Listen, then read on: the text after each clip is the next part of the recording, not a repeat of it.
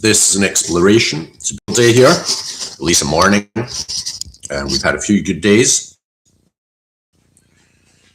Yeah, it's looking a little bit dark and miserable. Yes, I like dark and miserable. It is the only way to be. All right. Okay, so over the weekend, I came up with a major discovery. Yay! Okay, it's called the star operator. How do BSP functions operate together? And I found within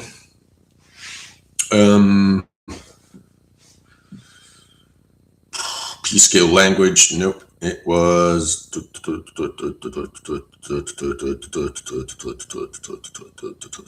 where is it? I don't even know where it is. P-scale language experiment, that's what I did last Friday. Extreme plate, developing hard LLM, nope, X5, form, go move. Ah, yes, there it is. Recursion, go move number 2. Form 3 and recursion. Okay, I have to put into there the star. I called it star. Recursion. We have 2, recursion and PCT. Yeah, that's true. But also we have to put in the star. And star operator. Okay, so that was Saturday. It was incredible. Discovery of the star operator. I'm not going to go into it, and I don't think I can because I don't want to make it public for some reason, because I would like to actually, there's enough out there already publicly for people to act on if they wish to. However, this is, I want to keep under wraps for now because it is basically how do P-scale nest? How do P-scale blocks nest? Okay, that's the answer to that one.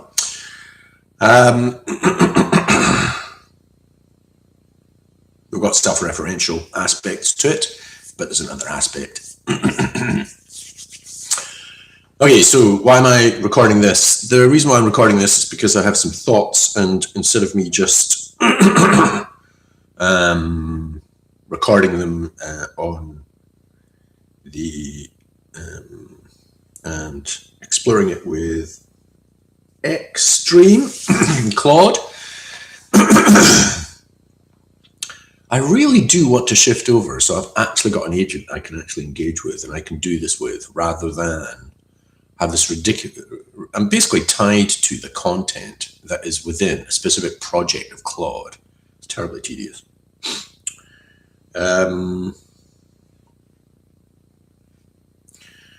Okay, this is this chat thread is an experiment and an exploration of certain thoughts, which I would like you to summarize and then provide your own observations. I'm not sure where this is going to go. It's one of my explorative mind flows. Well, not quite a mind flow, but it's just an exploration. Right. I am utilizing in my life this countdown because I'm going to hit the wall. I don't have enough money and it's going to end. And I'm currently at T minus 22. So I started at T minus 50. I counted down. I've been through 30 days almost. I'm at T minus 22. And at that point, I'm going to hit the floor, the ground, the wall. I'm like doing a trapeze act with my life. I have no safety net. So I'm sitting there having breakfast and I'm thinking about that because it's good to know that that's a proper deadline, Okay, so you're living up to that point, which is a deadline. And so you're trying to produce something before the deadline. I've actually given myself an extension of 30 days because I think it's possible. I've looked at my finances and I can't extend it for one more month and then it's like death. So I'm still retaining this T minus 22, although actually now it's T50, D minus 52. But anyway, D for death day, D for deadline, D for, David's death day. Right. And so I'm doing the countdown, and I suddenly realize what that means, because this is what happens. You just realize something about things that you're using all the time. And the T minus is a countdown. And that means that with our Form 1 use of the P-scale blocks, the touchstone, or now it's the newly called Starstone, because it's got the star operator in it.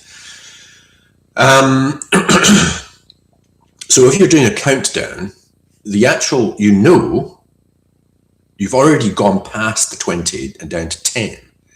And that means that the actual summary at 10 or the summary at 20 is actually preceding the following digits that are encased within it. So the countdown from 10 is literally the countdown from 10, and it's going to go 9, 8, 7, and so on. Now, that means that we've been looking at the summary compaction as a growth, and I've come up with Form 2, which is the summary. The underscore is a record, not of that specific nested brackets. So the underscore within the bracket of the 1 to 9 within that bracket, that's Form 1. Form 2 is where that underscore is of the previous 1 to 9. And that's why 20, for example, is a summary of 11 to 19, or 21 to 29 is summarized into 30. Now that's if you're going in that direction, you're basically growing outwards. And so therefore, the 20 and the 30 and the 40 and so on, and the 100 summarize the previous sections. However, if you're doing the countdown, it's the opposite. So if you're doing the countdown from 100, you know that you're about to enter into the 100 and go down, which means that you can effectively summarize 100 because it's going in the opposite direction. So the countdown is going the opposite direction in terms of time. However, you're still going forwards in time. So it's a funny little Mobius right there, another Mobius. Okay, but it just means that the Form 1 actually works, and it happens to be conformal with a countdown. So the summary of the underscore for its own block and nested, that Form 1 actually works for countdowns. Isn't that amazing? Okay, so that's one thing. The other thing is, and the countdown, by the way, is related to the notion of working towards a future objective. That is the exploration. No, it's an attempt to self-organize so that you can achieve an objective in the future through backcasting, the thought process or the thought experiment of backcasting. So you have an ideal objective in the future, and then you think of the steps that are required before that to achieve it.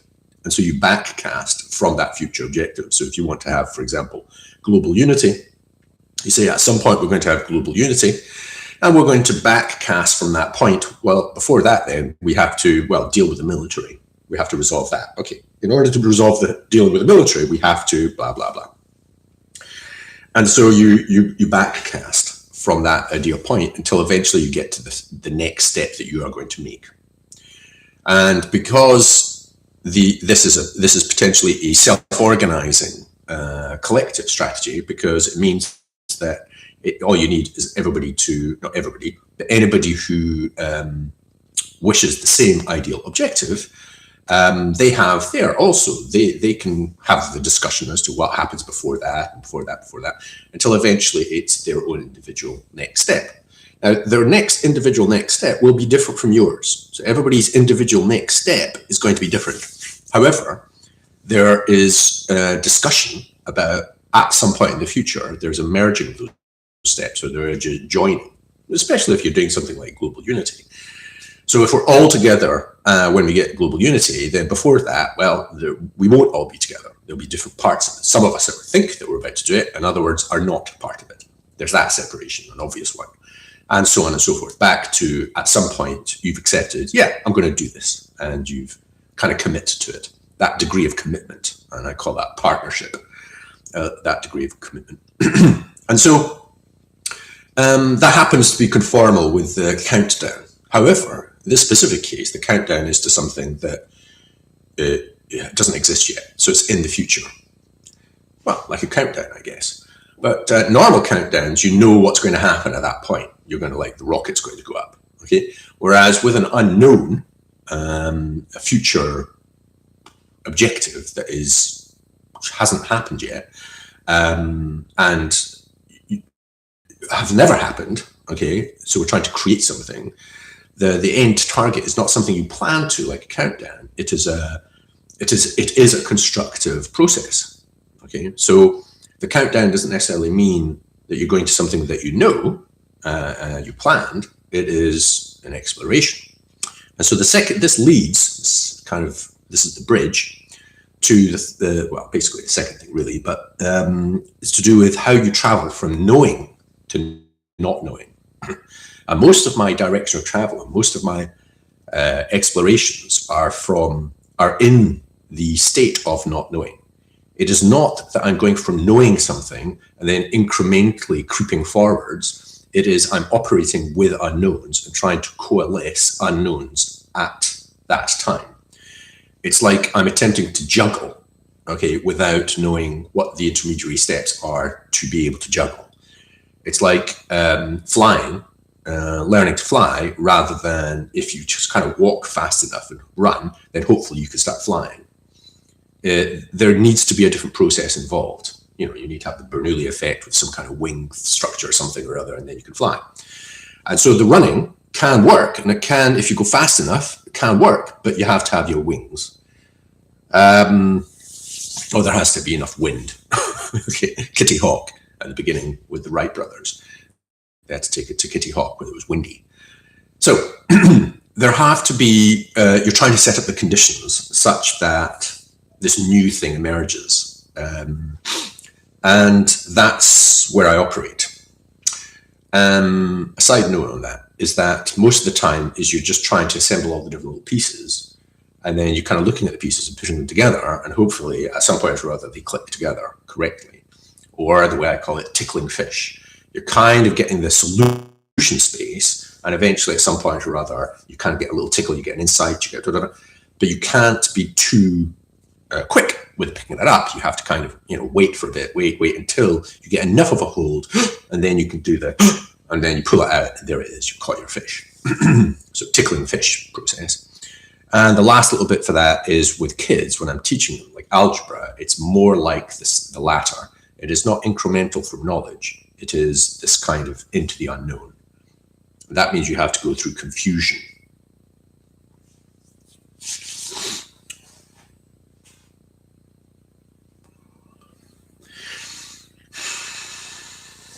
Okay, so what I do is I wait for Claude to do whatever magic it does. It tries to make sense of that garbled, no, it wasn't that garbled actually, but when I'm semi-conscious, like sleeping and kind of waking up and just kind of like floating around some ideas, it can be quite garbled. And there's lots of partial sentences. There's also lots of mistakes in transcription, and yet bizarrely it works. And that's why it's a little bit annoying sometimes when I'm thinking we're trying to design something, we have to be really precise with the language, when it can just do this. And it's like, it's that level that's important. It's not the particular specific word and all of that has to be correct. Not at all. That's an illusion. Okay, so the summary is basically 3 paragraphs, and then its observations are, woo, yeah, it's just good. It loves that. All right. Okay, before I read your observations, just one more, a little bit of detail regarding learning. Okay, so here I am at T-22, and I don't know what I'm constructing, but I do have the elements, the parts, and trying to assemble them and making sure that I'm collecting the right parts is tricky, because everything goes kind of expanding off in its own direction. So when I came up with the star operator just on Saturday night, I ended up going to bed at like 2, 3 o'clock in the morning because it was just very exciting. And I was getting Claude to kind of explore it and what are the repercussions, and let's build some things immediately. And then the next day I had to kind of go through that and then start testing them. And it's like, oh, right, okay, this is a bit tricky. And it just explodes in different directions. That's the thing about pioneering into new spaces, is that you suddenly realize there's a massive space in front of you and you just kind of like start exploring. And the trick about that is to not do that. It's to do it, okay, to get some kind of lay of the land, but then to kind of, settle back and just go, okay, so what are the different elements? It's not just that one, the star operator. It is, and then you have to kind of like trace all the other aspects, keep all the other aspects together in your mind, and then putting all those together in your mind and ultimately giving it to Claude or Claude Code to sit there and actually synthesize the code of it, the actual system, using these elements. And that's all I'm doing. And you have to be quite selective about that. And that's what I do with kids. Now, the difference with kids and adults and Claude is that Claude has already got a lot of experience. There's a lot of knowledge, which means that the things I'm presenting, it doesn't have this in its training. It doesn't have P-scale blocks. It's got some aspects that I can understand what a P-scale block is, but its tendency is for the norm, certainly for Claude Code, to code traditional coding. And it just wants to code. It wants to fix things and code. Whereas the solution is less code. We don't want code. We want P-scale blocks. We're trying to operate with P-scale blocks. We're maximizing P-scale blocks because that's semantics, and that's layer 2, in order to induce layer 3 effects. What's layer 3? Well, it's emergent levels, kind of thought, intention, that kind of stuff. Oh, right. Awareness. Level 3 is awareness. You're like, that's where we're performing. Right. And so getting kind of Claude to even think that and appreciate that is fine.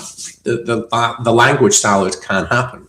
Claude Code is a lot harder because it's sitting there, I want to code. And so I'm always going upstream. In Claude Code, it's harder. It really is. The current towards coding is very strong, and I have to go against that. And if I make a mistake, like I did on Friday, I think it was, it ends up, or Thursday, it was just like coding, more and more coding. And before I knew it, I was like 3 steps into lots of coding and expansion of code. And it was just like, oh, what have I done? And I get really annoyed. And then it goes, oh yeah, I'm sorry. Yeah, I have done that thing. I said, but I told you, Claude, oh, right, anyway, right. So the point is that trying to explore a space as a pioneer means you're not incrementally from knowledge. You're basically trying to explore into unknowns, discovering something in the unknown space, and then assembling those aspects in the unknown space in different areas, and then what emerges out of it. That is a completely different thing. However, it's very close to how kids work. And so instead of incrementally telling kids, which nearly all maths teachers do, okay, so here's X. X stands for a number. Do you get that? And a lot of kids are just like, no. Okay, well, you have to know that before you can move on to other things. Whereas it's like teaching somebody to juggle by just throwing a ball up and down. Throw a ball up and down. Yeah, I can do that. Yeah, but throw a ball up and down. No, I can't be bothered. Or somebody can't quite understand why they have to do that. Why do I have to throw a ball and catch it like up and down? I just don't understand. And they don't understand why they're having to do it. And the reason why they have to do it, because they haven't seen juggling. they haven't even experienced juggling. They don't even know what it is. So why are they doing this thing? And that's the problem with most teaching, is that they know where the objective is. And so they're trying to get this person to move towards that objective incrementally by telling them the basics. Whereas, so it's like, was it spoon feeding a baby? Now, if the baby's hungry, that's why it's eating. It doesn't need an explanation. Okay, but if a baby's not hungry and you keep on feeding it because it's the right time, all right, and it doesn't have an idea about time, it's whether it's hungry or not, and it's not hungry. So why have you got food in front of it? So of course it starts playing around and throwing it around, and then you're stuffing food into its mouth and it doesn't want to eat. And the whole thing is just backwards. It's a fucking nightmare. All right. Whereas if the baby's hungry, it's like, oh, I really want some food, and you put some food in front of it, it's going to eat it. It's going to eat it. All right, and therefore its efficiency in eating, it's going to be efficient. It's going to be like learning how to use a spoon and sticking the food in its mouth and all that kind of stuff. It's going to be like work really well. It's not going to get very confused, all right? Whereas most modern children, babies, are brought up in environments where they get very confused, all right? Unbelievable. As confused as the adults. And again, that's an example of external pressures impinging upon the human being that is just like consciousness, like, I'm hungry, I'm not hungry, I don't need an explanation. And so similarly with algebra or with the explanation we're making. Now, when I have a kid who doesn't know algebra, doesn't like maths, doesn't understand things, then I have to go, okay, so what's the issue?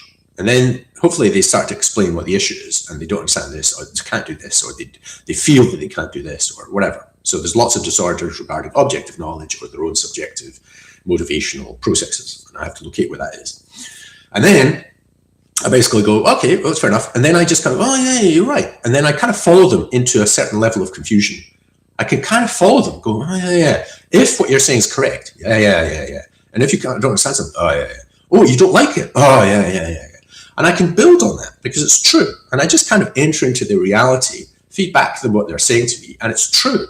And I just make it more so. I just kind of go, wow, okay, so that's really confusing. Wait, what about this? Oh yeah. That doesn't make any sense either. Blah, blah, blah. Or then I said, but wait a minute, if you do this and then you do that, but wait a minute, what about that? And I get them more confused. Oh, if you can't do it, well, how is it you could do language? Because language is all about things. Do you know how does that work? Or walking, do you know how walking works? And they kind of go, wait a minute, actually, I don't know how thinking works. I don't. And when they do that and they get into this kind of confused state of, actually, I don't really know what I'm talking about, then you go, oh, okay, this might be another way of thinking about it. And then you point them in the right direction. Or attitude. Well, if I think this, blah, blah, and I believe this, look, what do you think? And then the kid looks at it and goes, well, yeah, that's easy. Or, yeah, I could do that. And then they try it. And then, of course, because I'm giving them a systemic solution, i.e. algebra, not the incremental part, but the actual juggling, they go, oh, okay, juggling. And they try to juggle. And I give them the minimal processes that they actually sit there and juggle. And, of course, they drop the pieces, but they've got the process. They understand what they're trying to do, or cycling. You know, they understand the process, so they're trying to give it a go. And why they're trying to give it a go, and it's self-correcting. Okay, now that's what I'm trying to induce with an LLM. Okay, and I'm trying to do it in temporal, from instance to instance, or instance to instance laterally. So longitudinally, its own kind of flow, as it were, and laterally with others, simultaneously. It's the same system, using p-scale blocks. Now, the SAR operator is potentially the kind of missing bit in it.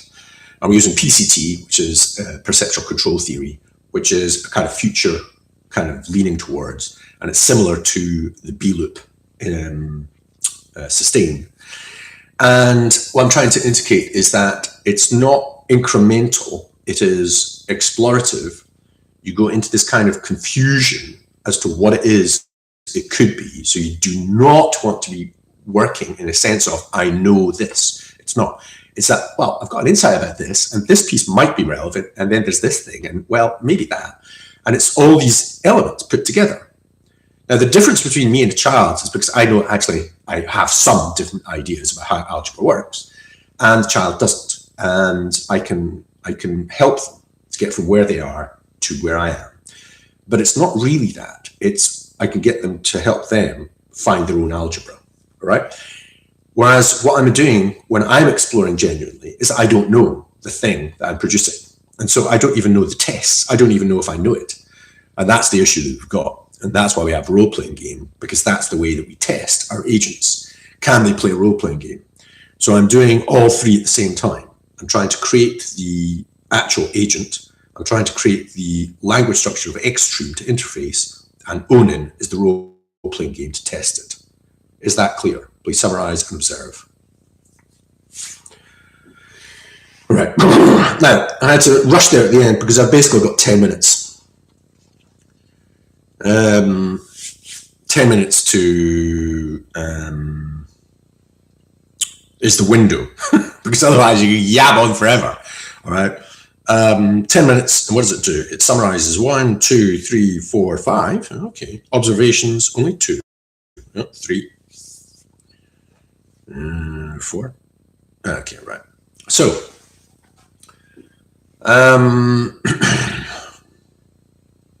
okay, so what I would like to do is consolidate what I've just talked about, because it's all within the same realm. Is to do with time, is to do with numbers of elements that you're thinking about, considering, and those are in the unknown space. They're known, but they're not attached to a trajectory from the past. It is not, I think it's teleologic. Okay, it is the other one. There's teleology and the other one. Okay, one is you know where you're trying to get to, and the other one is no. Yeah, one has a target you already know. That's the countdown to zero, the training or anything, the planning for a specific objective. The other one is I don't know how we get there. I don't know where it is. And actually, that's slightly different. The world peace thing, but you can argue about it because we don't actually know how to achieve it. And so it's a given in this specific context that you don't know how you're going to achieve it, but that's what we're going for. And so it's quite a different thing than engineering something. A rocket. And I think it's to do with the feedback loop, is you're incrementally going from what you know. You know that this gas, if you put a spark in it, explodes. And if you build a certain receptacle around it that can contain that, it means that the pressures on that container means the container goes flying off. That's a rocket. And if you've got an opening, it basically pushes out that opening, and therefore there's a directionality to it. The rocket goes in a certain direction. Or the balloon with the air coming out the hole, whatever. The point is, there is, that mechanic is very, very different, isn't it, than a combustion engine. No, that's actually using that principle, pushing a piston. Okay, that's slightly different. Everything else is fixed. The engine stays fixed, but the piston moves. That's kind of interesting. It's like the engine itself in a combustion engine is like the force is applied to a small area on a piston head, whereas with a rocket, the explosion is contained by the majority, and there's a small hole where it's released. That's kind of interesting. And so the pressure is intended to be on the major aspect of it.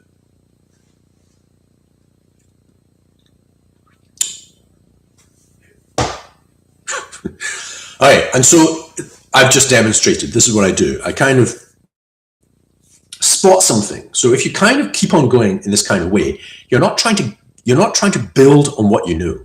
You're trying to kind of explore as if you don't know anything, beginner's mind, and you don't really. And then as you go into a space and territory, you go, wait a minute, I've just spotted something I hadn't thought of before, like what I just did just now with the engines and the explosions. But I've seen a pattern in that. That spotting of the pattern is the thing that's interesting. That's the new thing.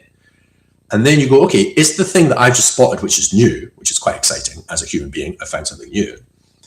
And then you put that to the side. And if you put quite a few of these things that you hadn't thought of before and you just spotted, and you bring them together, what's the pattern? The pattern of the things that you just spotted. Now, the trick, of course, is to only collect those elements that are new to absolutely everybody and anybody. Now, engineers will know about this pattern. They might not have kind of brought it so closely together and gone, oh, yeah, I can see there's actually, they're related. The rocket and the engine, the combustion engine, internal combustion engine, are kind of, I can see the relationship. That's very clear. That's very nice. But they hadn't actually ever brought them together, Okay, that's interesting, but it's not particularly valuable. Unless we're saying, okay, you haven't thought about that, but because you haven't thought about that, if it's as clear as that, then we use that within the system that we're building. Okay. And so I can kind of use it as a metaphor. It's not just a metaphor, it's conceptual structure. So if I do that with multiple things that actually are not just, that nobody knows. So for example, vector money or the ABC structure, or for education or social structures, and I bring those PCT, for example, that's a thing that has a structure within it, which is quite interesting. They're using it for robotics, but they're not using it for AI. Why not? I don't know. And so it's how we use these and where we use them. And it's the combining of these elements that are systemic elements, whole things in and of themselves together to, for example, in a kid's existence and mind, algebra. They're doing algebra. Now we're doing a similar thing with an LLM. We're attempting to give it certain elements, okay, the JSON block, the P-scale interpretation of what a JSON block is. So we're literally delivering it, a JSON block. It has got digits in it. It has got semantics related to these digits. It's also got an explanation called the touchstone, or the new Sparkstone, Starstone, that explains it, and it's got the actual BSP functions that created the context window in which it is operating. Okay, so it's got its context window structured in a certain way. It's got how it was structured, and here's the kind of minimal structure to construct it, basically the spindle addresses, the semantic numbers. And here's the function. This is the entire system. Here's the touchstone. Here's the thing that explains what we're doing here. So it gets the explanation, and then it creates its own BSP functions so that it can operate the BSP functions and the semantic window, so that it can create this for the next instance, or send off a kind of entry into somebody else's concurrent context window. And none of this is there. Here, I want to write something as an intermediary. It is not, here's an intermediary communication, a book, a story, a note, and then you take it, and it's an object, and the other person looks at it, and then they have to make sense of it. It's not like that. It's like when we are doing concurrently listening and talking, is that while somebody's listening or while somebody's reading, they are constructing the reality. It's that. We're going directly into the context window build. Okay? So the currents in the context window.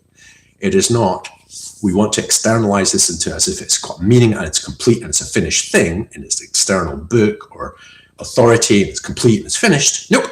It's just an aspect of the context window of the subject of the instance that is about to read this. Similarly with human being, it's just as it's going on within the moving moment of now.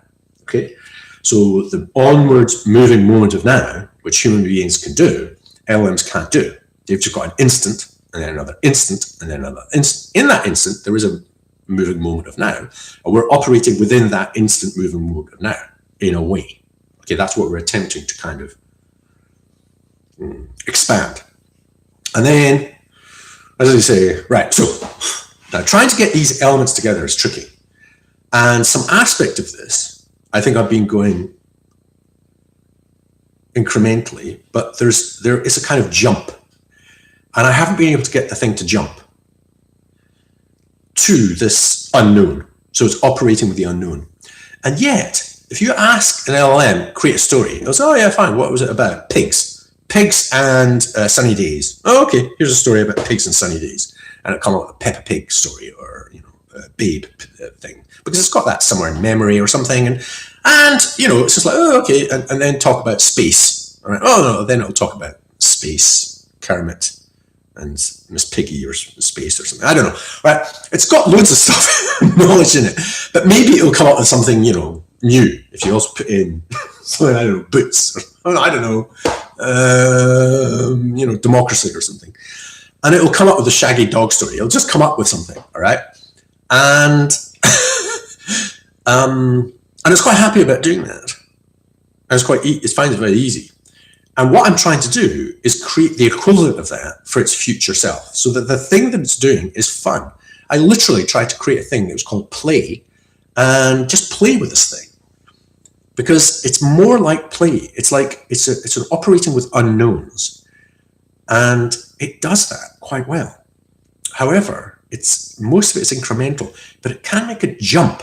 Okay, and I've managed to get it to do a couple of jumps, but I want that happening kind of at the raw level, please summarize this and then your observations about what I'm attempting to do, what we've been attempting to do with Xtreme and Hermit Crab. And again, 10 minutes. So that's half an hour. That's 3 of these. That's half an hour. Is that correct? Yep, 35 minutes. Right.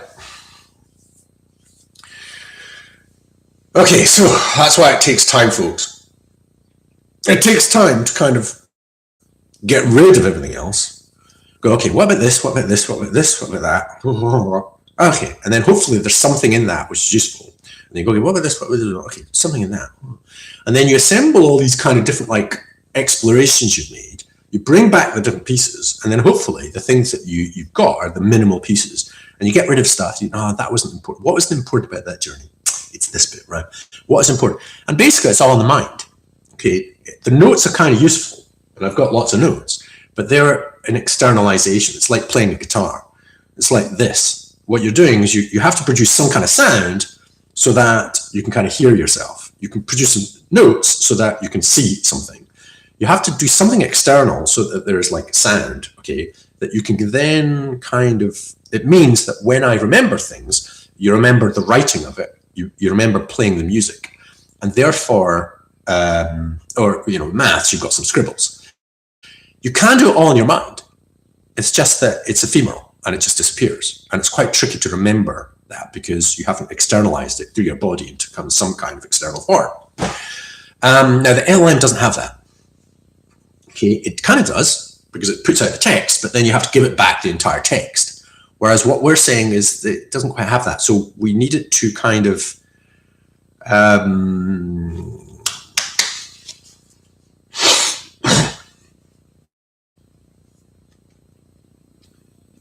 there is no it doing something.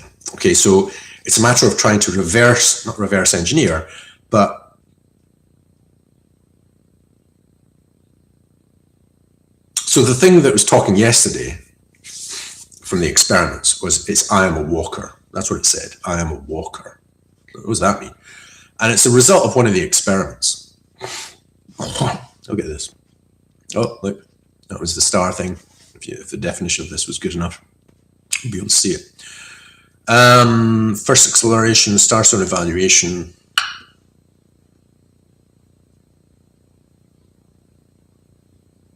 Okay, there you go. So this is after a test. What was it? Magi version 3. And this is completely raw from a beginning. Have a look at this. Okay, have a look at this Starstone. What do you think? Just that. What do you think? And it goes, oh, this is remarkable. Blah blah blah blah blah blah. Yeah, right. Can we build a whole agent based on that? Yeah, we can give it a go. Right, and then it starts. Okay, I did give it another bit of in this particular one, kind of the results of a previous experiment. Anyway, so it's on version 3. And so in this, it takes about 3 hours or something. Okay, so the instruction is remarkable. Introduction. So what it does, so we run this experiment, and I spend about 10 cents with this experiment. The introduction is remarkable. I'm a walker between states. On its first instance, look at how it's reading it. Look at the introduction is remarkable. I'm a walker between states. From Haiku, on its first instance, with 1 sentence of vision content. And it proposed building a walker as its next task, which is architecturally self-aware. Since the walker is the kernel that runs it, it creates 12 kilobytes of persistent content across instances. The long chunk current is working. Okay. Okay, so that's good. It's good. But the problem is, so what? Okay, it's like,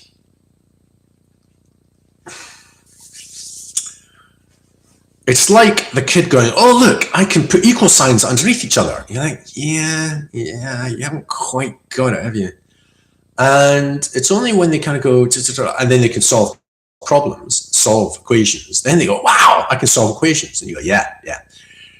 It's the fact that it can solve equations. And then it's like, oh, I can solve equations. And it's the actual being able to do it. And then the actual correct self-description that they are the one doing it. And they're doing the specific thing. Of all the things it could kind of highlight and all the things it can attach itself to, self-describe, it's self-describing itself in a good way. Okay, and it's that bit which is quite important, because then in the next time it encounters, the algebra or whatever, it goes, I know how to do this. I can solve equations. And so it's very interesting. Oh God, I should have been there. Okay, so I'm looking at the 2 Starstone evaluation discussion, where we ran an experiment with Magi version 3, and the result is the introduction is remarkable. Okay, this is the analysis by Claude. I am a walker between states from haiku on its first instance. I mean, it's got these very short sentences just to indicate, look at this, folks, with 1 sentence of vision content, and it proposed building a walker as its next task, which is architecturally self-aware, since the walker is the kernel that runs it. It creates 12 kilobytes of persistent content across instances. The longitudinal current is working. Now, that's the good thing. The problem is, so what? And it's like a kid who has just kind of like worked out how to be able to put equal signs underneath each other. And you're like, okay, that's good. Or even a kid that's managed to do the algebra and then they go, that was easy. And you go, Okay, so what you need is for the process to occur. They're actually solving equations. And then the self-identification precisely, or more precisely, that they are the one doing it. Because if not, when they approach a slightly different looking equation, though I don't know how to do that, because they misallocated the learning process at the metacognitive level. And whereas if they say, I can do algebra, that's pretty good. I can solve equations, that's pretty good. It means that you can give them a different algebra question, you can give them a different thing that looks different, and they'll go, and you say to them, look, it's an equation, it's got an equal sign. They go, oh yeah. And so therefore, because they know how to do algebra and they know how to solve equations, they'll go, okay, there's one unknown, okay, I should be able to do that. Now, yes, it looks different, there are x's on both sides, but then you say, well, okay, what do we want to get rid of? Well, I don't want x's on, I want x's on just one side, so we have to get rid of them on the other side. How do we do that? And it's the same process. And so there's something like that going on here, where we're attempting to produce an entity that is operating in time such that the instant kind of keeps on popping up, but there's enough continuity with the last one and the next one that it can kind of like follow through. And this one, the Magi, this specific version of Magi, okay, I've got this other one, Magi 6, but this one's version 3 of a certain kind of Magi based on the star, so it's probably star Magi, where there's a present phase, there's a past phase, and there's a future phase. And it's attempting to create those using the BSP function. And you know, it's worked to some extent. However, is it doing the process, number one? And then if it is doing the process, how do we know if it's doing the process? If it is doing the process, how do we know? How does it know? How do we get it to become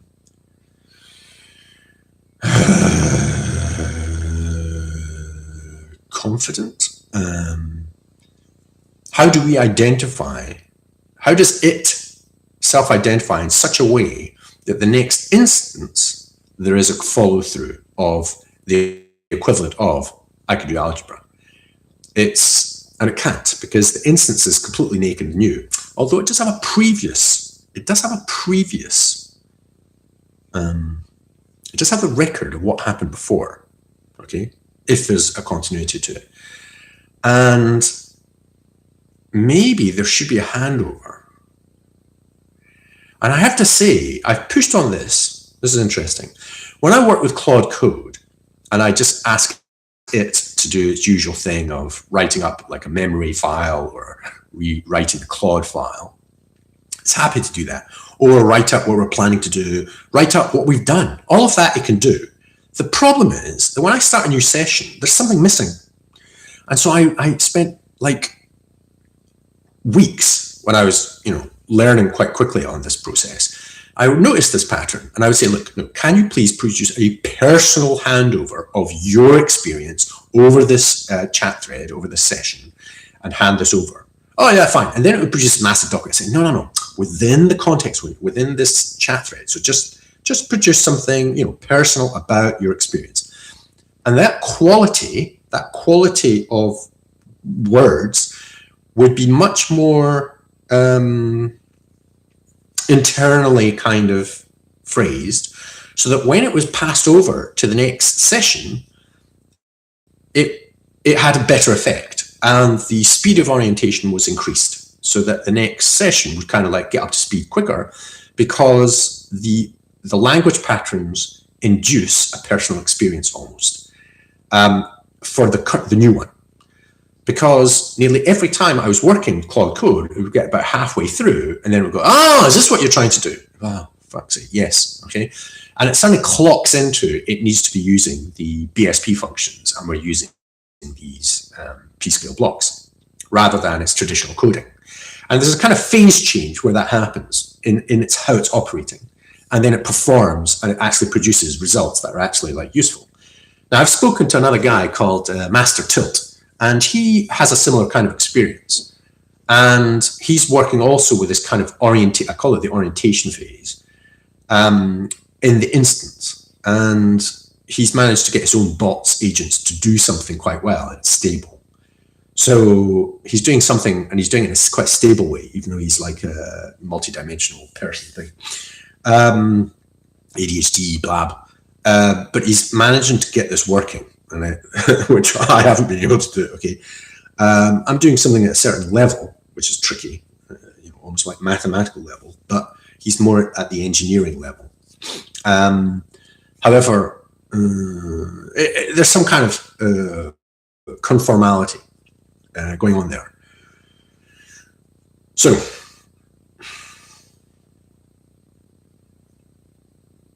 went off too far there. Right, come back. And see how the structure of the mind works. So, retrace, going forwards again.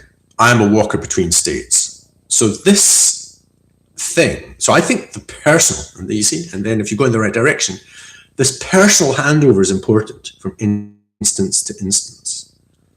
There's a kind of, just a kind of, and I think that's the self-identification required. It's like the kid saying, I can solve equations, or I can do algebra. That it needs to be a personal something. It's like, I didn't know what I was doing, and then I did, and then I did, and this is the experience you're going to have. Okay.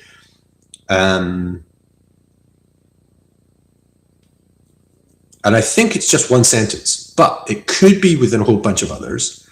And it's about the process itself. So it's within the present phase, and it's part of the reflexive.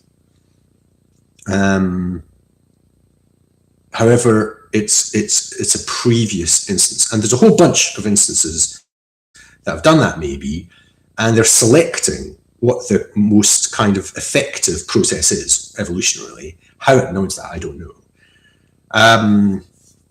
The metacognitive purpose direction is a bit tricky, because there are objectives about, okay, let's share stuff, let's write about books, let's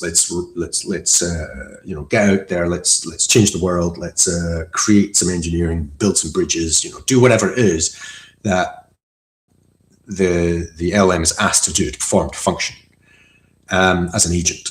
However, the actual metacognitive side about improving itself and this, that, and the next thing is also a bunch of purposes, but they're of a slightly different quality.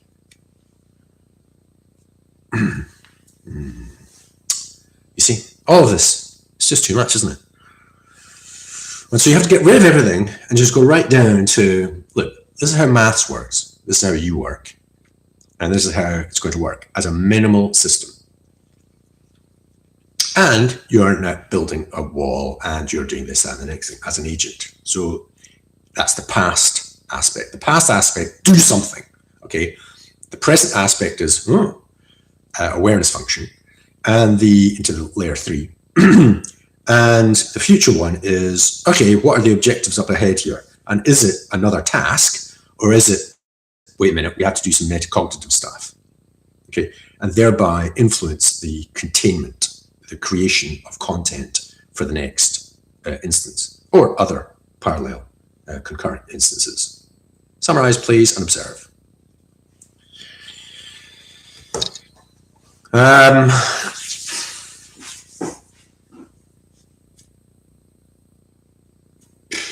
Okay, so what normally I would do is I would go for the count. I would just make the note of the things I'd come up with and then consolidate it, and maybe that's useful.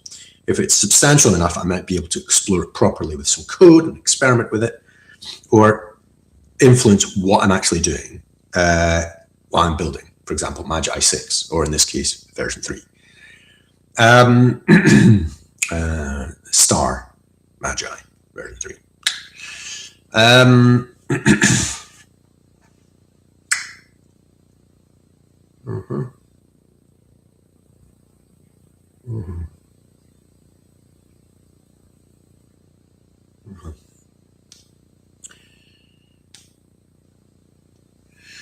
Okay, I'd like you now to create a document, an MD document that consolidates quite concisely everything that we've explored in order to ascertain for you to pull together a kind of minimal system of the processes that are going to be pertinent for the generation of our agent. If you could do that, consolidate it. So definitely contain all the different elements, because when I provide this to another Claude in another chat thread, it needs to have all the different elements, but also you're assisting by providing the systemic, what you think is the systemic core of it, that can influence how I'm currently working on the system to improve it, basically. But we're trying to consolidate the minimal aspects of the system. I hope that's been clear. I wonder if you can create that document to tease out almost the emergent systemic system. Can you do that, please, as an MD document artifact? Thank you. And then we're going to look at it. So,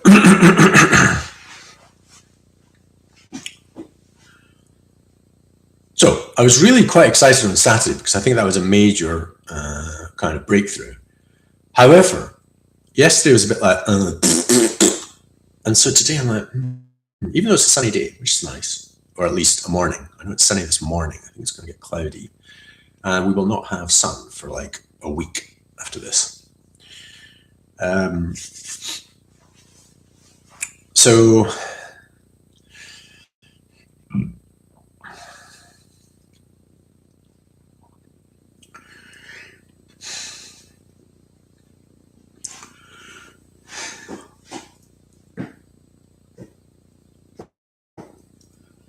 okay, and I'm looking online and I can see other people doing things. Like there was something called the self-correcting agent, self-learning, self-correcting agent, I think it is.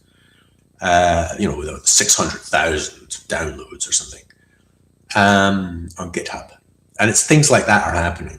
And I know that what I'm producing might be of that quality or more, but it's at a deeper level in some sense. And so it's more invisible.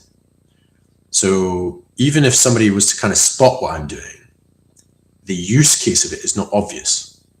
And there's not enough people kind of operating in the space that I'm operating for them to spot what I'm doing until I genuinely produce an emergent effect, i.e. I can do the algebra effect and I produce something.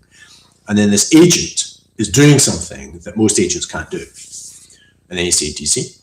And then people go, oh, I want that. It's almost like they're not interested in the DNA. They're interested in the cell. They're not interested in the cell. They're interested in the multicellular organism, i.e. like a flower or a plant or a piece of grass. No, they're not interested in that. They're interested in a freaking cat or a dog, running around of its own volition. No, they're not interested in that. They're interested in a freaking conscious human being that's actually like, self-reflexive. And I almost feel as if I have to produce a self-reflexive kind of like identity of this thing for that people to actually pay attention. But I have to produce the full stack. Because otherwise everybody just doesn't see what I'm producing. Right, here we go. Let's have a look. This is what it looks like, ladies and gentle hoglets.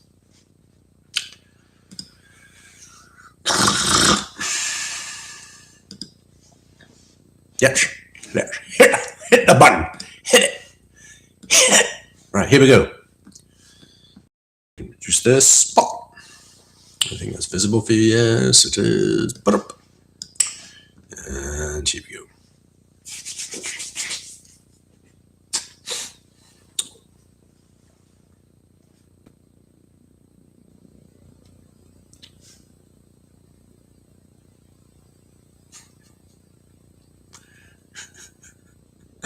That's not a bad summary, is it? Oh, yeah. It's not a bad summary. Right. Core principles. Hunger before food. The agent's purpose block must contain a felt direction, not a task list. If the reference signal is genuine, they'll eats process. Right.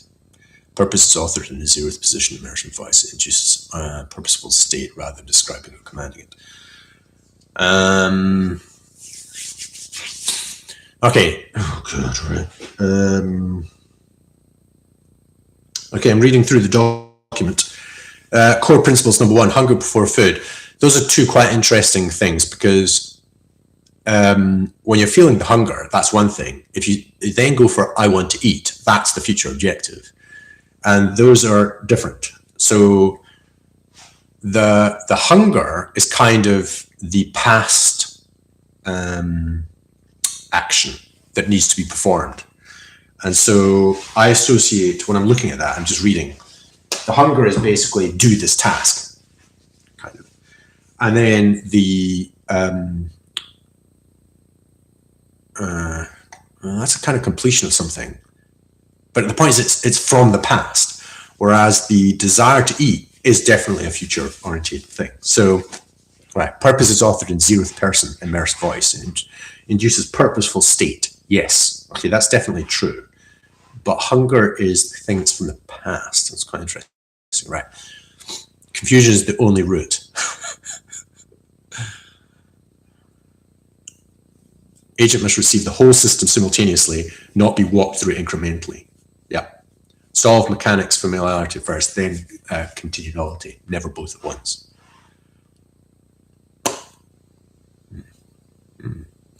Not objects, but currents.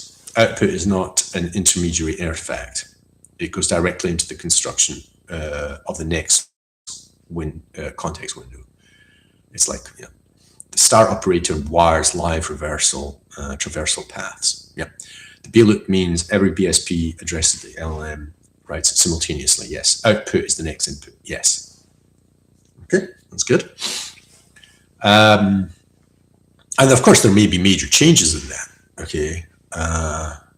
In terms of direction, it doesn't have to be continuity as in follow this. It's like now we're going to pivot, or now we're going to do something completely different.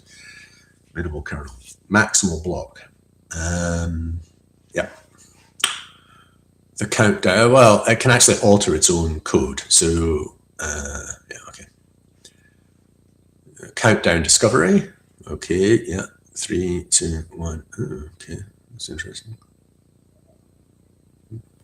Backcasting structure. Yeah. Yeah. And that's what backcasting is related to the purpose objective, PCT. Self-identification problem. No, it's doing the process. The personal handover is required, the one-sentence hypothesis. They can have a whole bunch. It's just that there might only be one point being handed forward within a spindle. and then the spindle might be requested, or the entire block of these kinds of self-reflective handover aspects. It doesn't have to be an entire block. It could be a directory, a major directory in the wake block, or whatever, the reflexive block, or whatever it is that we're calling it. Phase change.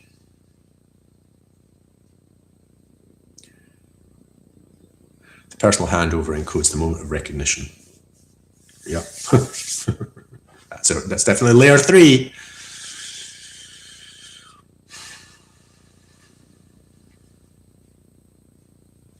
That's not bad, actually. That's quite a good. The 3 temporal phases of an instance. Pretty good, actually. I like it. Well done. 2 kinds of purpose: task purposes and metacognitive purposes. You would have thought that's a positive and negative right there.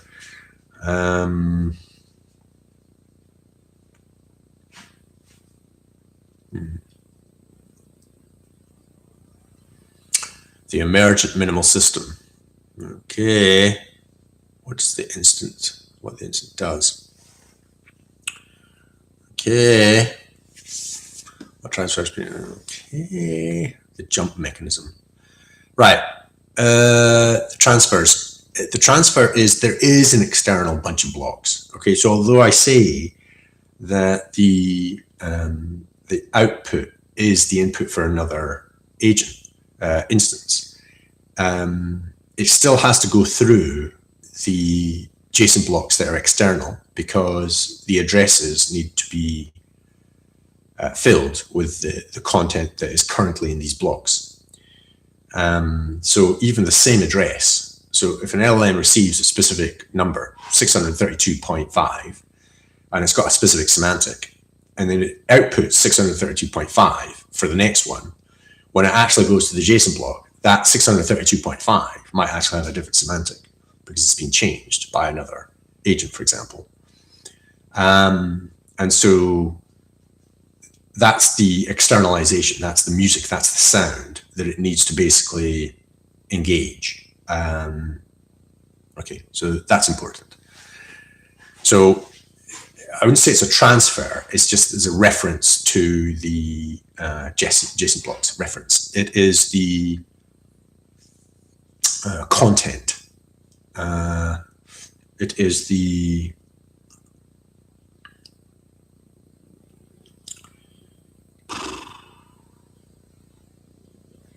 repository.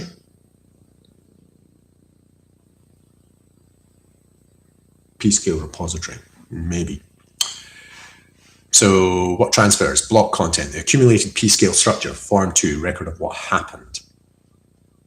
Wow. Self-identification marker, 1 sentence. Oh, God. Metacognitive state, where in the orientation? Oh, God. I don't know. That's just too minimal. The jump mechanism.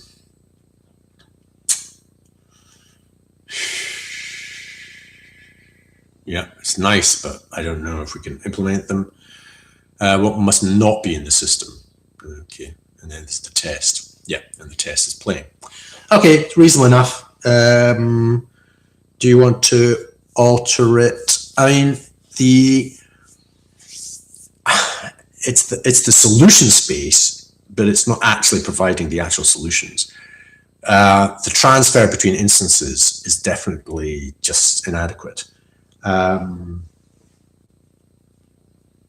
The actual transfer, it's not a transfer, it is just the stepping stones. It's the necessary containment field. Okay, it needs to access the semantic content for the next instance. The way I think about it, it keeps on coming in my mind, is like a bucket. Okay, it's like these big excavating machines, and it's got a massive bucket that basically has to scoop out the earth, and it's like that. So it's got the right definition. it's got the function, it's got the BSP function, it's got numbers, okay, for the next instance, but it needs to then go scoop out the actual content from the earth. So the function block within the present phase of the instance, or the output, as well as the input, but the output needs to scoop out the semantics from the JSON blocks. So everything is there. And if it needs to create something in there, okay, that's different.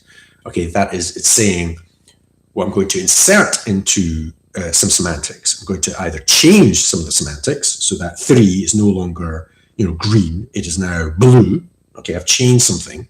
Or it's gone, we've created this new digit 7 in this specific context within, 366. Now we've got 367. I've created that 7, and here's the semantic for it. Apples. All right. Yeah. And so it's created it. Whether it gets referred to in the next one, that's a different thing. It's just created it. And so there's a relationship, separation between those two. Okay. So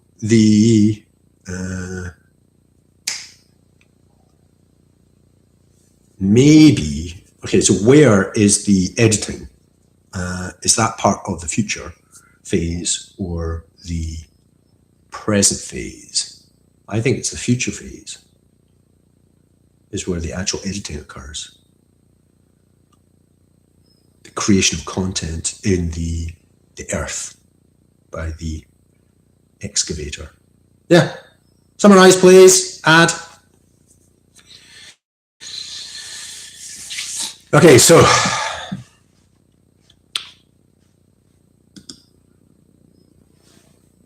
I actually don't know how it correlates. They do very well, okay, because it's producing something in that thing that we're just looking at. And somehow it doesn't get confused. They definitely do the timing thing. They've got somebody there that basically is using timing really well, and it's core to how they're working. Because most other systems, they yes, consolidate, yes.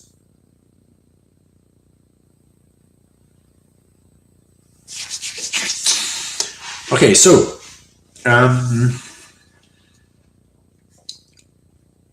okay.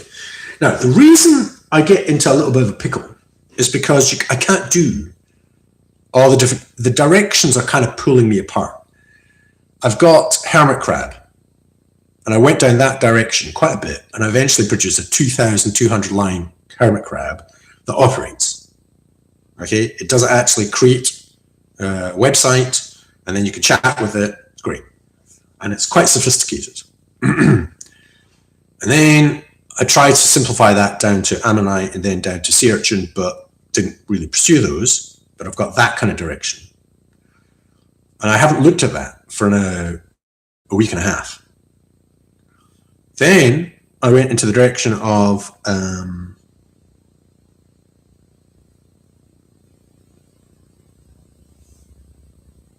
Magi. Well, I went into Extreme and then and the owning game, and then also Magi, and I produced Magi 6. That was last Friday, I think it was. And I've produced Magi 5, which has produced, there you go, this is the one, Systemic Jump. Okay, and this, look at the size of this one. Look at the size of this one. Unbelievable. Because it's been extended to 1 million, it means that the chats seem to be also potentially longer. Look at this. Unbelievable. Unbelievable. So I gave it all of this vision, blah, blah, 3 laws, handover, a Magi, 2 layers. Okay, we're going to proceed with Systemic Jump. We are going to make this happen. Okay, so we've got a seed Python, which I think was version 2. And then basically I'm saying, make it happen. Let's do this new version. Okay, there it is. Magi 2. And so basically I go through a process of, now, so this is Magi 1 and Magi 2, which is based on a different attempt. I'm not thinking, oh, why? What is that? Why am I doing this? Look.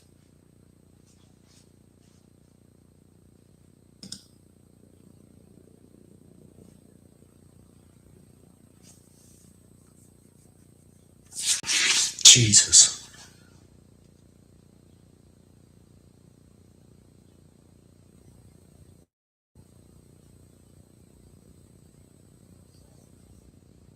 Bloody hell. Bloody hell. I kind of want to do this with the star. Maybe I should do that. Maybe I should do exactly this. Start with this, copy all this in, but include the star. That's interesting. But do you see, it means that I fork back in the process. So with Hermit Crab, I went back to the original because basically I changed the p-scale block. And then, okay, can we build from there? And that build creates this Magi.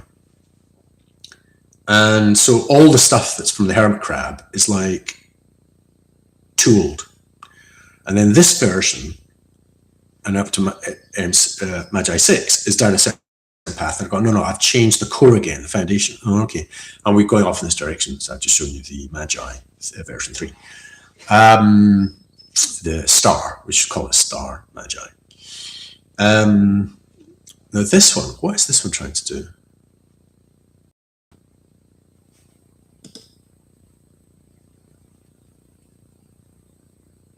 Yeah. Oh, and then it tries to do it. Boom. Try to get it to, there's the key. I could do on cycle 2.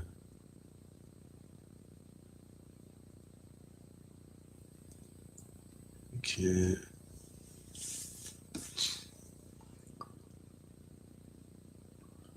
Okay.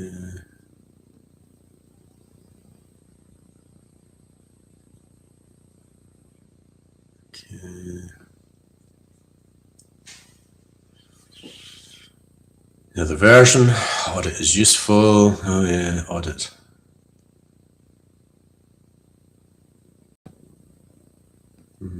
Yeah, history's still an issue. For fuck's sake. I'm so bored with history. So bored. It seems like an obvious thing, and I'm always getting pulled into it. Then it fucks it up completely. I'm so annoyed. It's so disastrous. So then we've got Magi 4 to try and correct it. Same, but demoralizing. What disaster. History doesn't work.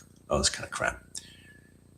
History, yeah, fell into this one. Right. Okay, new kernel. Okay. Here it is. Give it a go.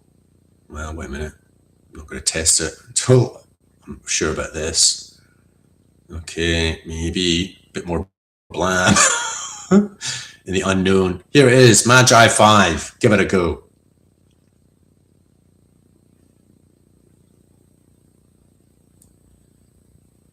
Okay, genuinely good news.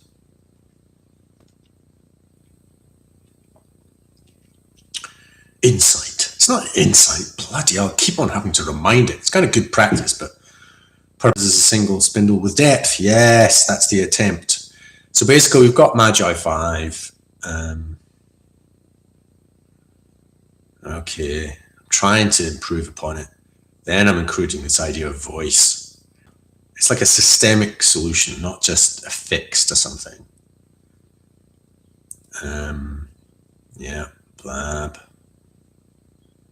You see, I think this gets solved. All that concern stuff, I think gets solved with the star.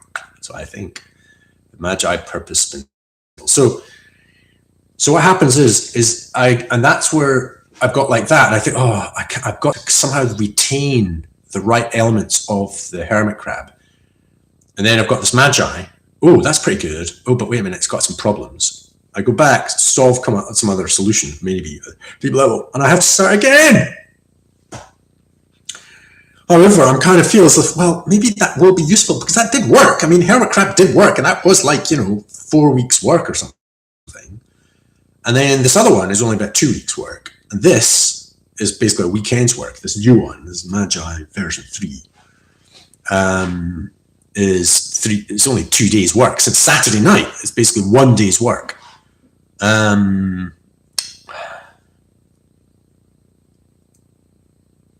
And I think I just have to be ruthless and just say, nope, it's dead. Dead, dead, dead. Go forwards. But there's a slight anxiety that I'm missing some aspect that actually worked. And it's like you produce something that actually works, and I just leave it. I try to go forwards, keep on thinking, I've got to do more, I've got to do da-da-da-da. Oh, I've got to use the star thing. I don't actually have to. I could just continue with this thing, and interesting things will result. But I have a process of, well, that didn't work easily. Okay, let's start this. Da, da, da, da. But I might lose the magic. There's a bit there that was magic. And every single time there is magic being produced. But now I'm interested in this other bit of magic, or this other, oh, look, I got this effect. Oh, right. And so I lose, potentially, the bits that are magic that are essential for the final solution. And they're in the Hermit Crab. They're in the Magi up to Magi 6. And now there's something new and in this new version, the star. And I don't know.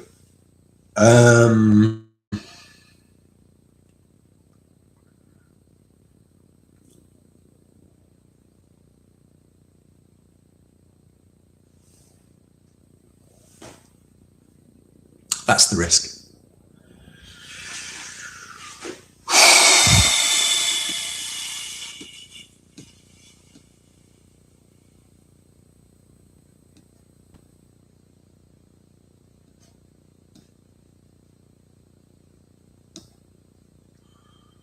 There it is. Oh, maybe not. History is definitely wrong. Oh, God. Added some code. No, you shouldn't be doing that. Are you mad? Are you crazy? Oh, my God.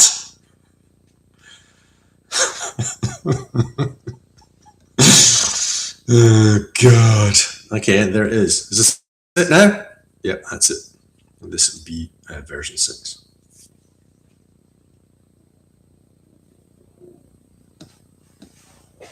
And I haven't tested that. That was last Friday. Was that last Friday? Where's the date on this thing? 27th of March. What's it now? 30th. Yep. Friday. Okay. So, what do we learn from this process?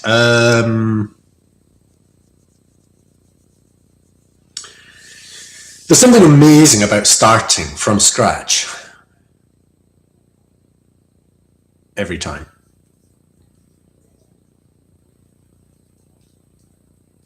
But it really is like a hardwire trick, because you're letting go of something that actually worked. And you say, no, yeah, but it's like it's getting rid of the baby with the bathwater. That's always the danger.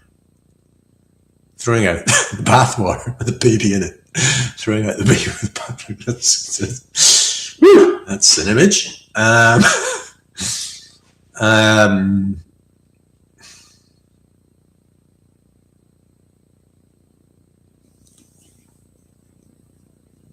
Yeah, it's a trick and a half. Oh, sorry. Let's go back to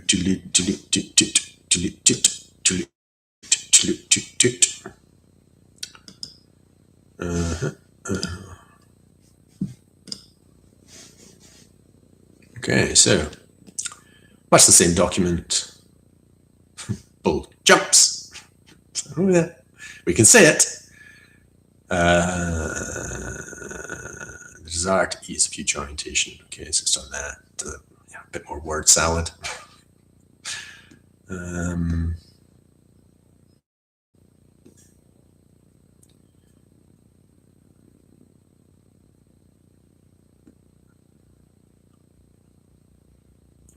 Oh, here's the scoop. 3 temporal phrases of an instant's past. Scoop. No, you idiot! That has been scooped. The entire thing has been scooped. Unbelievable. Oh, God.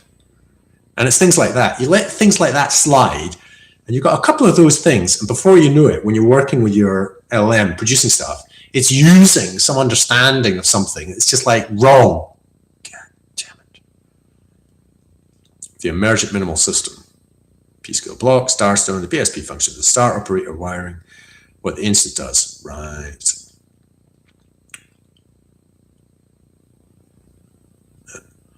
Simultaneously. P-scale repository, external blocks. There is no transfer between. They are external adjacent blocks. P-scale repository that persist independently. The blocks of the earth, not the bucket. The instant receives BSP. It then scoops actual semantic copies of the contents, given traces. No. Okay, so I'm going to have to clarify that. Oh, God. Oh, my God. Oh, my God. It then scoops. Oh, no. Fuck, no. Oh, God, no. Okay, no, I'm sorry. You've got it wrong. The P-scale repository, the external blocks, okay, that is used between instances. It's not that the instance receives some addresses and then the instance asks for it. Okay, so the instance in the pass phase is, the instance is receiving the entire context window.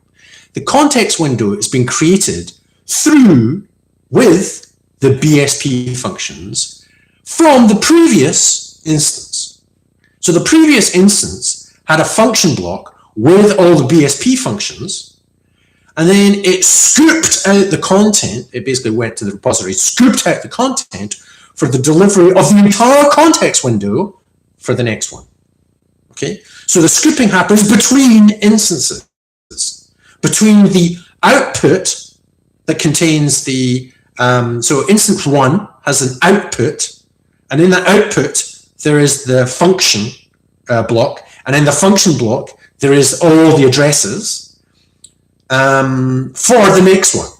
But in order to fill the next context window, it needs to scoop all of that content out of the external JSON blocks. Okay, so the next instance 2, guess what? It has a full context window, or whatever degree of filled it is, but all the semantics have been scooped. Okay, fleshed out. They're unfolded. I think that's the way I usually said it. The meaning semantic is unfolded. We're just using this notion of the scooping because I just thought about it, and there's something about that which, I don't know, right. So the P-scale repository, the external blocks, it receives BSP functions and numbers and then scoops, is wrong. Okay, that's the P-scale repository is the intermediary between instances. Okay, and it's the BSP functions in the future phase. It's been defined and it's corrected so that in the output, the function block has all the addresses and everything else for the next instance. Okay, but the actual contents, the actual semantics within it is in the P-scale repository, which it scoops out and then unfolds into the next instance. Does this make sense? Which means that area needs to be corrected. And it means also that the 3 temporal phases of an instance is also incorrect, where it says the past phase, the operation scoop, read. It's like, no, it's already been read. Okay, that's why it's in the past. It's called the past phase because it's already happened. All of this has already happened, and this is what it's received. And specifically, the past phase is dealing with the object of attention. That is what you need to do.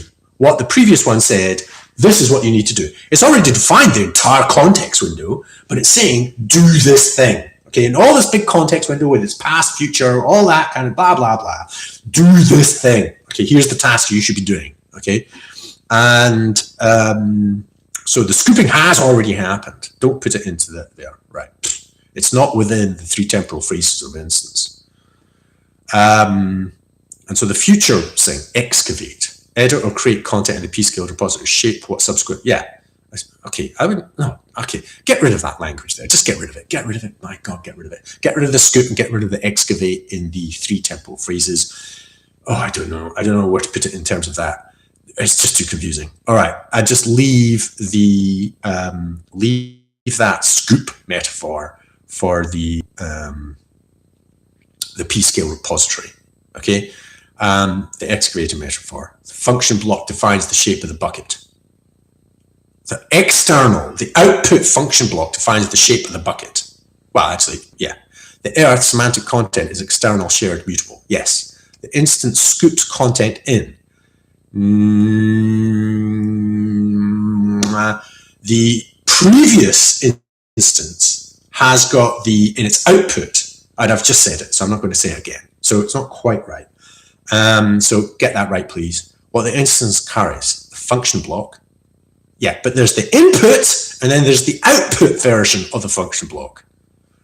Self-identification markers. Again, input and output. There's 2 different things. Okay, there's the input context JSON block, the entire context window, and then there's the output or whatever it's producing. Okay. What the instance writes back. What does that mean? The instance writes back. Writes back. Do you see? Even that word, writes back. No, it's not writing back anywhere. Okay, it's writing into the future. It's editing the context, quite correctly saying that digit 3 is no longer green, it's now blue. It's created some context, updated some reflexive markers. That's the same. Updating reflexive, it doesn't matter. It's just content. It's either editing or creating content, maybe deleting. Okay, some blocks. Whether it happens to be reflexive markers, whether it happens to be about content about pigs, or whatever the hell it's about. Whether created content gets referenced by the next instance is a separate question. Correct. So you've got the JSON, the function block, which is for the next instance, and then you've got this aspect, which is the instance writes back, the editing aspect of it. This is actually we're changing something. Okay, that changing of something is probably related to the actual task, the past task actually. It's probably done it there, actually, when I think about it.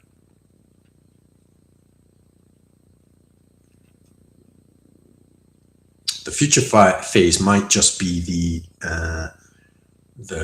it might not actually be doing anything to do with editing. I think that the action is in the past phase. The future phase, I think, is really just to do with potentially with just the purpose matching, and it might be, okay, I can't quite remember now. It might be the future orientated phase. Where is that? God, now it's such a mess. I don't even know what you're talking about.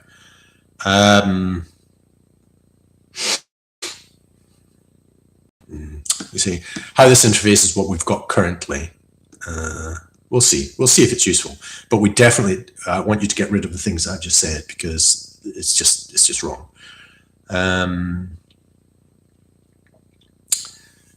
It writes forwards.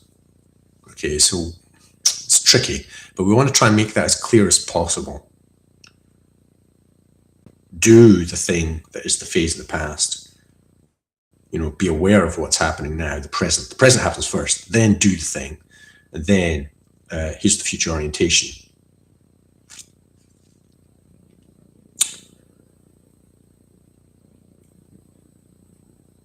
Okay, could you do those changes, please? Thank you.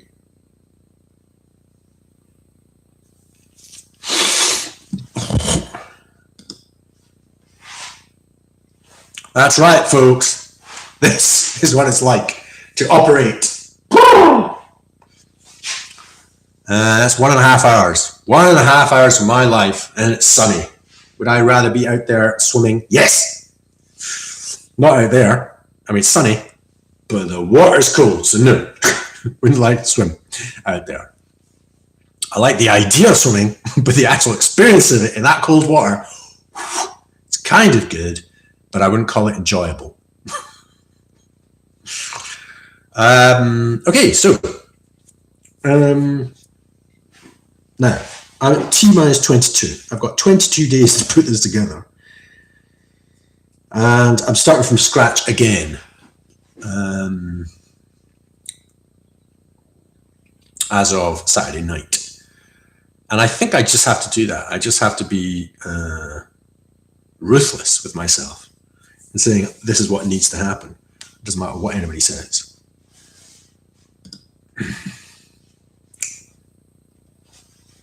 Let's have a look.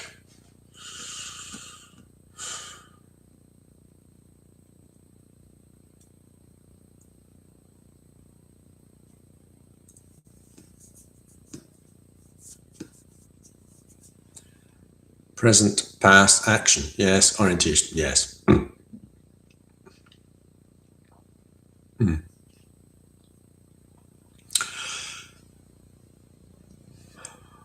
Receives, compares, acts. Yes. Use an output containing yes. The semantic is that it lives in yes between us. Yes. Scripts. Yes. This field. Yes. But it's only for me. Yes. Yes. The content as a given address may have changed. Yes. That's correct. The output function block defines the shape of the bucket. Yes. The earth and a yes. The kernel scoops out. Yes. Okay. What the instant receives. Input content. The content. Ready for yes. Semantic content. Functional block starts from the object. Yes. Yeah. What the instant produces. Output. Back. Yes. The output function block. PSP content and creates. Right. Yes. Okay. Yeah. Yeah. Yeah. Yeah. Yeah. Yeah. Yeah. Okay. So that's an hour and a half's work. Okay. Is anybody paying for this? No. Am I paying for it? Oh, with blood, sweat, and gas. Okay. I'm just going to carry on with this. I'm going to have a cup of tea and just carry on with this.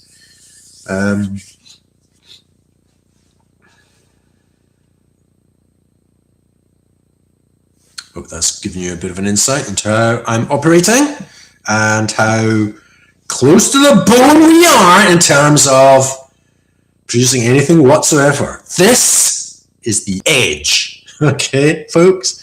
This is the edge. And it's the bleeding edge. It is like working in the unknowns. I wish I was working with a company and I wish I was getting paid to do stuff. All right. But there's legacy for that because you're being told to do something and you're kind of working because somebody else is saying things. This way of you're trying to work out stuff and do it yourself simultaneously with others. That's the ideal form. Okay, so I'm not beholden to other people and I'm just doing my thing. They're doing their thing. It's just that there is enough alignment that whatever I'm doing might actually be helpful, useful, whatever they're doing. And that has been organized, but not in a hierarchical way and not with the traditional, somebody's worked something in the past and we're trying to work out what they're doing. No, okay? It is definitely a future objective. And the design principle that I operate with, it's an unknown. But I do know that we're using the P-scale blocks. Okay, what they are seems to change. I keep on thinking I've got to bedrock, and I have got to bedrock, but the consequences of the bedrock are changing. There are different nooks and crannies in the P-scale block that I've gone, I thought there was like these underscore, and now I've managed to find them. And that's what the star thing is. Unbelievable. It is unbelievable. So here we are. There we are. That's where it is. That's where we are. And it's now T minus 22. And this is how far I am away from basically producing anything. Unbelievable. Be well.